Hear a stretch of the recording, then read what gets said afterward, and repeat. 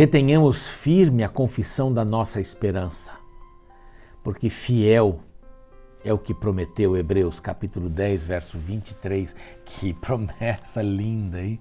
Vamos reter firmes a confissão da nossa esperança, é isso, porque quem prometeu, olha, quem prometeu está conosco, é fiel. Então vamos ficar fiéis também a Ele. Este é o programa Reavivados por Sua Palavra aqui da TV Novo Tempo. A gente começa sempre feliz, contente com você, às 6 horas da manhã aqui, também com aqueles que vão estar conosco no NT Play e com os outros programas também, e que vão estar conosco, claro, em outros momentos, através do YouTube. Isso, você pode a partir das 6 da manhã ter o programa a hora que você quiser. E este programa aqui vai ter a repetição nesta madrugada, a próxima madrugada, quer dizer, o próximo dia, então, às 3h30 da manhã. E tem muita gente assistindo. Olha, esse horário das 3h30 é muito interessante, muito interessante. Ok? Vamos seguir, acabamos Cânticos de Salomão, já vimos o primeiro capítulo, falamos um pouquinho sobre Isaías. Você sabe que aqui não é para a gente se aprofundar nas estruturas do livro e tal, uma coisa básica, e a gente vai tirando as lições do livro de Isaías, este livro maravilhoso, este profeta que é considerado o profeta do Novo Testamento, né? É o quinto evangelho, 95 vezes citado em o Novo Testamento. Jesus o cita e os outros também. Ele se divide na primeira parte até o 39, vamos dizer assim. São as reprimendas, né? São as profecias condenatórias. E depois são as profecias de esperança. Olha, povo, se não agir assim, vai dar isso, vai dar aquilo, vocês estão afastados. Isso. E vimos isto no primeiro capítulo do livro já, não é? Quero também dar um abraço aqui para os que estão lá no nosso canal, no Instagram não, no YouTube, digo melhor, Reavivados por Sua Palavra NT, e quero dizer que você pode se inscrever aí também, tá? Dê para nós esse privilégio seu e dar um like aí também pra gente. Isso, propague, divulgue, compartilhe a palavra, a palavra é sensacional. Dando uma olhadinha rápida no capítulo 1, né? Nós vimos que Isaías, quer dizer, o Senhor deu salvação. Isaías começa em 740 até 680, mais ou menos. Ele é filho de Amós, esteve com 4 reis, Uzias, Jotão, Acás e Ezequias. E ele começa dizendo assim, que, como Deus falando, né? O povo de Israel não me reconhece, estão revoltados contra mim. O boi conhece seu possuidor, o jumento, o dono da sua manjedoura, mas Israel não me conhece, não. Que pena que o meu povo não me conheça. Ai da nação pecaminosa, opa. Vocês estão comprometidos aí com o coração, com a cabeça, a mente, as emoções. Então ouvi a palavra, presta bem atenção no que eu vou dizer aqui. Disse Deus através de Isaías. De que me serve a minha multidão dos vossos sacrifícios? Vocês acham que eu estou feliz com esse monte de sacrifício que vocês fazem? É tudo daqui para fora. Nós podemos estar vivendo uma religião só aqui, ó. Aqui, quem domina é o outro. E ele aceita esse tipo de sociedade. Quando vindes, verso 12, para comparecer perante mim, quem vos requereu o só pisardes nos meus ou os meus átrios? Só isso? Só isso? Sem comprometimento? Uma vida só de aparência? O povo de Israel está achando que eu não leio o coração? Você quer viver de aparência diante de mim? Deus fala isso para nós hoje. Será que estamos vivendo de aparência? Vamos nas festas, né? Festa de lua nova, como diz aqui. Os sábados especiais, não está falando do sábado do 7º mandamento aqui. As vossas solenidades e blá blá blá e etc e tal. Lavai-vos, purificai-vos, aprendei a fazer o bem. Cuide do órfão, da viúva, vinde, pois, e conversemos, ainda que os vossos pecados sejam como escarlate vermelhos como carmesim. Eu vou torná-los como a branca lã, a neve. Se você quiser ouvir, pode vir. Todo mundo está corrompido, os príncipes estavam corrompidos, mas Deus disse assim, venham, porque eu vou restituir os teus juízes, que fizeram um bom trabalho. A gente volta já já para o segundo capítulo, a glória futura de Israel espiritual, depois do intervalo.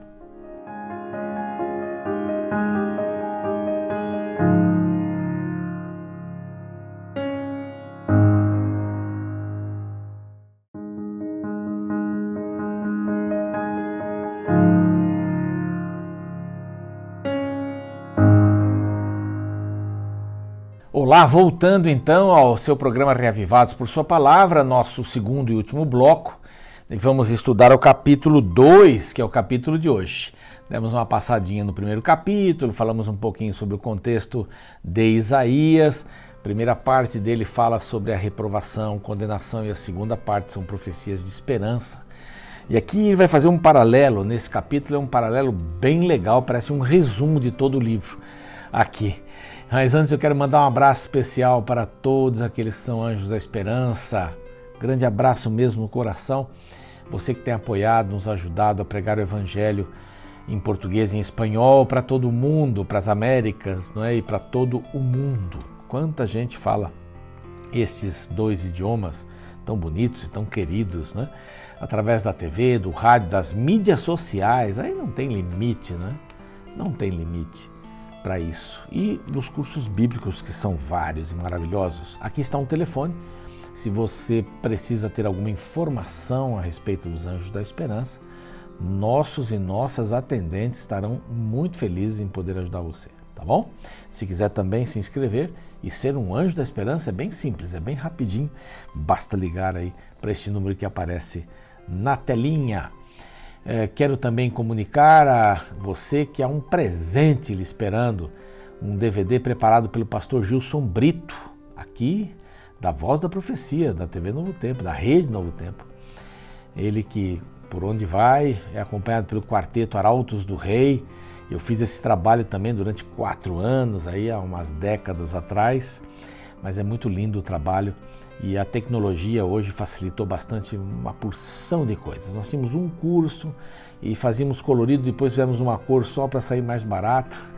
Mas hoje Deus tem abençoado ricamente a maneira como isso corre para todo mundo e por todo o mundo. Então basta pedir aqui para esse nosso WhatsApp.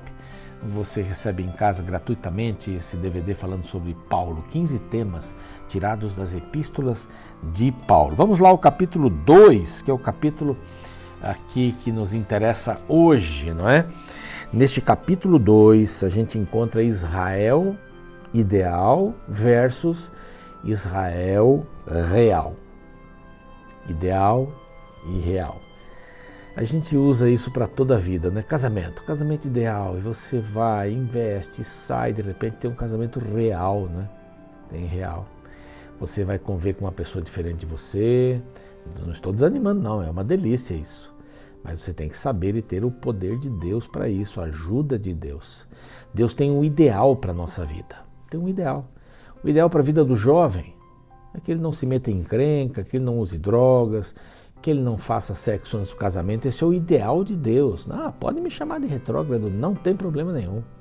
Eu me casei virgem, minha esposa virgem também. Isso não é um trunfo, não é um trunfo. Isso é o que Deus pede na sua palavra. Nos abrasamos? Claro, sim, eu especialmente. Mas Deus foi vitorioso na minha vida. Ao ideal de Deus. Eu nunca usei drogas, mas eu cheguei a fumar um pouco, beber um pouquinho, assim, vomitei tudo e vi que não era para mim. Eu queria fumar demais, mas meu pai me colocou medo, porque ele fumava e não queria que a gente fumasse, me fez engolir um cigarro inteiro. Eu falei, mãe, esse negócio aí não dá certo, não. Mas não é só isso, fumar, não jogar, não fumar, não beber, não é isso. Mas Deus tem um ideal para a sua vida, um ideal de verdade, um ideal de misericórdia, um ideal de justiça, de equilíbrio. Deus tem um ideal para a sua vida. Sua vida no casamento, a sua vida como pai, como filho. Deus tem um ideal para você. A Bíblia tem um ideal para você. Tem. Eu estava vendo aí um material e o articulista dizia que os nossos tesouros não são as crianças, os nossos tesouros são os idosos. E remetia ao livro de Provérbios, dizendo que começa assim, filho, ouve a minha palavra para você ser sábio. As crianças vão ser, os nossos tesouros daqui a pouco, mas os tesouros agora são os sábios, são os idosos, são os experientes. Aí o livro de Provérbios está forrado. Esse é o ideal. E a gente, infelizmente, faz o que com os idosos hoje, não é? Aí cada um tem a sua história com respeito a isso, não é? As crianças estão sendo idolatradas. As crianças estão ficando maduras e os adultos estão virando crianças, né? Tem um livro que fala sobre isso, Consumidos, é muito interessante. Mas aqui então tem esses dois lados, e o ideal e o real, Israel real, é o que ele fez. Mas Deus tinha um ideal, e tem um ideal para a sua vida. Deus tem um ideal, busque aqui nesse livro. Esse livro vai dizer qual é o ideal de Deus para a sua vida, e ele vai falar ao seu coração. Pode começar a ler esse livro, que você vai ver isso, vai encontrar isso. E aqui ele costuma dizer, né? Aqui ele começa a dizer, palavra que em visão veio a Isaías, filho de Amós. Não tem muitas informações sobre Isaías, ele era casado, tinha 2 filhos, vai aparecer pelo caminho, acho que o capítulo 8 vai aparecer. Mas a respeito de Judá e Jerusalém. Judá, a grande, né? Vamos dizer assim, o estado, e Jerusalém, a capital. Nos últimos dias acontecerá que o monte da casa do Senhor será estabelecido em cima dos montes, no cimo dos montes, e se elevará sobre os outeiros, e para ele afluirão todos os povos. Qual era o ideal de Deus para Israel? É que Israel estabelecido ali onde estava, o seu povo, Israel e Judá. Qual era o ideal? Aqui falando sobre Judá, mas qual era o ideal? É que eles fossem estabelecidos em Canaã, e que o povo que passasse ali fosse influenciado por eles, que o povo que fizesse negócios com eles soubessem que ali estavam pessoas de Deus, que Deus estava atrás daquele povo, que os povos que se levantassem contra eles, mesmo que Israel não levantasse uma espada contra estes inimigos, seriam derrotados. Este daí é o ideal, era o ideal. Deus coloca você aqui, então você passa, as pessoas passam, elas vão ver que a sua sandália não gasta, que não há doenças, que vocês são protegidos, porque vocês comem bem, vocês não comem porcarias, vocês têm famílias regradas, vocês não têm mais de uma mulher, como é costume, vocês não ficam tendo uma mulher e uma escrava e filhos com as duas, eu quero o ideal para vocês, esse é o meu ideal para vocês. Não é ideal que a gente tenha mais de uma mulher, mais de um homem na vida. O ideal é um só, é exclusividade. A não ser por viuvez. Esse é o ideal. Mas o mundo mudou bastante. E eu não quero colocar um peso em cima de você. Você que conheceu o Evangelho, louvado seja Deus. Segue em frente, segue em frente. Mas Deus tem um ideal. Claro que tem. Aí diz assim, irão muitas nações e dirão, vinde, subamos. As nações vão dizer isso. Vinde, subamos ao monte do Senhor e à casa do Deus de Jacó, para que nos ensine os seus caminhos. Olha aí, este era o ideal que Deus tinha para o seu povo. Que os próprios vizinhos dissessem, vamos lá, para eles ensinarem os caminhos. Para ensinarem os caminhos e andemos pelas suas veredas, porque de Sião sairá a lei e a palavra do Senhor de Jerusalém. Esse era o ideal. Olha como a gente fica triste, né? Mas Deus tem um ideal para nós também. Ele julgará entre os povos e corrigirá muitas nações. Estas converterão as suas espadas em relhas, aquela parte que puxa o arado, né? Relhas de arado, e suas lanças em podadeiras. Uma nação não se levantará ou não levantará a espada contra outra nação, nem apedrejarão mais, nem aprenderão mais a guerra. Vinde, ó casa de Judá, e andemos na luz do Senhor, vamos juntos. Esse é o ideal de Deus. É o ideal de Deus para você, para mim. Esse foi o ideal de Deus para Israel, ali para Judá, digo melhor, mas é o ideal de Deus para mim. Nós temos que ser esta luz. Andemos na luz do Senhor. Nós devemos ser esta luz do Senhor para as pessoas. Sim, na nossa família, na educação dos filhos. Frustrem os seus filhos. Que eles aprendam o não, com o não e com o sim, que a vida é assim. Que a vida tem um pouco de um pouco de outro. E que eles não podem fazer tudo o que querem. frustrem os seus filhos, é o ideal de Deus. Disciplinem os seus filhos. Não permitam que eles dirijam a casa. Quem dirige a casa são estes tesouros. Você, pai, você, mãe, o avô, a avó. Esses são os tesouros do Senhor. E agora aparece o real, o Israel real. Triste, é triste. É uma pena que são só 5 versos. Este oráculo, como é chamado, né? Só 5 versos. E são muito parecidos com Miqueias 4, 1 a 4, 1 a 5. São quase que ipsis literis. Quem escreveu primeiro? Não importa. Provável que os dois tenham ouvido de um profeta que não é mencionado aqui. Mas que bom que isso se repete 2 vezes. O ideal de Deus é esse, minha gente. Deus quer e mostra o ideal. Eu tenho um ideal para vocês. Eu não deixei isso bagunçado, não. A decisão foi de cada um. Aí ele vai dizendo assim: pois tu, Senhor, desamparaste o teu povo, a casa de Jacó, porque os seus se encheram de corrupção do Oriente. O Oriente entrou dentro de Israel, dentro de Judá aqui, no caso. O Oriente, os costumes do Oriente entraram. Mais de uma mulher, adultério, corrupção, não ligar para os órfãos nem para as viúvas. E a sua terra está cheia de prata e de ouro e não tem conta dos seus tesouros, nem sabe o que tem. Também está cheio de cavalos, eles nem imaginam, eles estão perdidos. Também está cheia a sua terra de ídolos, eles adoram obras das suas mãos. Como pode ser isso? Senhor, olha como é que está. Isaías está dizendo aqui. Israel, em vez de vocês olharem para o ideal de Deus, vocês estão vivendo uma vida miserável aqui. Vocês estão idolatrando deuses feitos por mãos humanas. Quais são os seus deuses? Que deuses você tem feito? Essa pergunta é para você, para mim também. Quais os deuses que a gente tem feito na vida? Uma pergunta para a gente pensar. Essa é a realidade, mas Deus tem um ideal. Eu gosto de falar ideal. Ah, você é muito idealista. Sou idealista, sim. Sou muito. A Bíblia é idealista. Ela tem um ideal para o cristão. Não é ou não é? Então vai, entra nas rochas e esconde-se no pó, ante o terror do Senhor e a glória de sua majestade. Os olhos altivos dos homens serão abatidos e a sua altivez será humilhada. Só o Senhor será exaltado naquele dia. Quer dizer, olha, infelizmente vou ter que mandar uma nação para corrigir você. Contra todos os cedros do Líbano, altos, muito elevados, e contra todos os carvalhos de Bazã. Estas duas eram referências ao pessoal da aristocracia.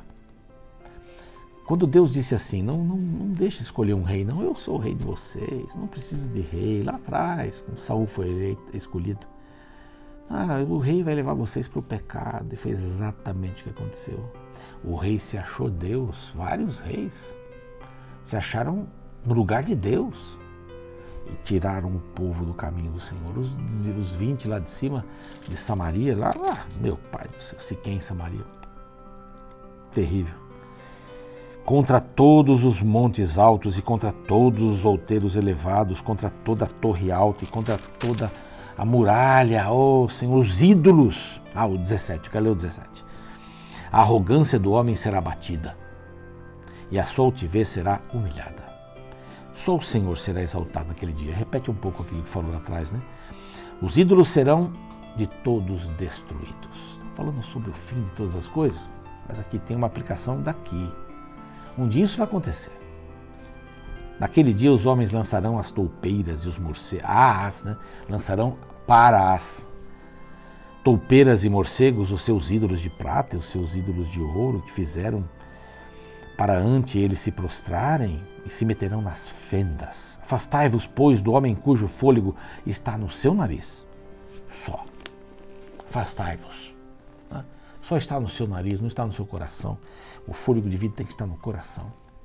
Eu preparei um mundo maravilhoso para vocês. Eu preparei um caminho espetacular para vocês e ia estar. Vocês não se lembram lá em Jericó? Eu pedi para vocês tocarem a trombeta, o muro caiu, vocês ganharam uma guerra com trombeta.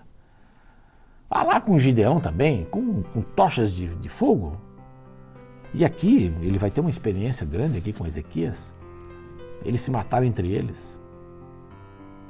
Ali, a Síria. Vamos ver isso mais para frente aqui. Mas vocês um dia vão jogar todos os ídolos para fora. Não vão valer nada. Vocês vão ver que não valeram nada. Vão jogar para as topeiras. Ouro para as topeiras. Pérolas para os porcos, em outras palavras. Existe o desejo de Deus. Existe a vida que Deus idealizou. O ideal para você. E a real, que pode ser bem ruim. Por que escolher? Por que não escolher a ideal? Esse é meu apelo para você. Escolha a vida ideal. Ande com Deus, seja luz. Busque desse livro aqui sua inspiração. Vamos orar? Pai querido, assim como na história de Israel, Isaías está conclamando o povo a ser luz, abandonar as coisas que vão nos agarrando a este mundo, as coisas que são seculares, as coisas que não têm valor para a eternidade. E ajuda-nos a enxergarmos estas que têm valor e as abraçarmos em Tua honra e Tua glória. Dá-nos a visão do ideal para cada um de nós. Queremos seguir estes caminhos. Em nome de Jesus, amém. Fique na paz. Um grande abraço. Você agora vai ver a ilustração. Estão bonitas, né, as ilustrações. E depois desse capítulo e depois a música. E a gente espera você amanhã de novo aqui para o capítulo 3 de Isaías. Até lá! Um dos temas mais apresentados na Bíblia é o problema do orgulho. A escritora Ellen White declarou que este é o pecado mais oposto ao caráter de Deus. Foi por causa do orgulho que se desencadeou todo o grande conflito no universo. E é por causa do orgulho que ainda grandes conflitos serão travados em nossos dias. Me recordo da história de um filho que há mais de 10 anos não falava com o pai por causa de uma briga nos negócios que eles tiveram. Seu pai já estava ficando velho, doente e se aproximava da morte. O filho sabia que havia pouco tempo para aproveitar a presença do pai em vida. A vontade de conversar com o pai era grande, mas o orgulho era maior. Por outro lado, o pai também a cada manhã lembrava que estava brigado com o filho por causa de dinheiro, o qual agora no leito da morte não tinha nenhum valor. O desejo de falar com o filho era grande, mas o orgulho era maior. O orgulho é um sentimento que cega, que paralisa. Pouca esperança há para os orgulhosos determinados a não mudar. No segundo capítulo do livro de Isaías, encontramos diversas referências ao dia do Senhor. Este termo se refere ao dia no qual toda a terra será julgada, e neste contexto o profeta se refere aos orgulhosos a partir do verso 11. Veja: os olhos altivos dos homens serão abatidos, e a sua altivez será humilhada. Só o Senhor será exaltado naquele dia. Interessante como a Bíblia se refere aos orgulhosos como homens de olhos altivos, pessoas que olham para os outros de cima para baixo, se acham superiores, talvez porque tiveram algumas oportunidades que os outros não tiveram, se julgam melhores e maiores que os demais. Porém, todos os diplomas que viermos a possuir, todos os cargos que viermos a conquistar, todos os bens e patrimônios que viemos a reunir, não muda o fato de que ainda somos criaturas, frágeis e pecadores que um dia serão julgados diante do universo. Por isso, todas as vezes que sentir vontade de olhar alguém de cima para baixo, olhe para o céu e lembre-se que há alguém maior que você que te observa. E apesar de ser superior, ele te trata como um amigo.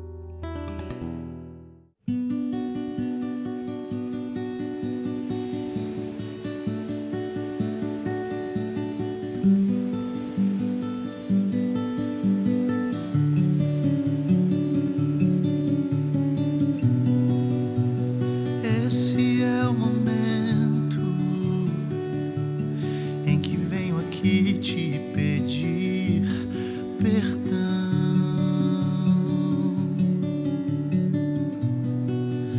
Depois de uma série de tentativas, falhas e frustrações,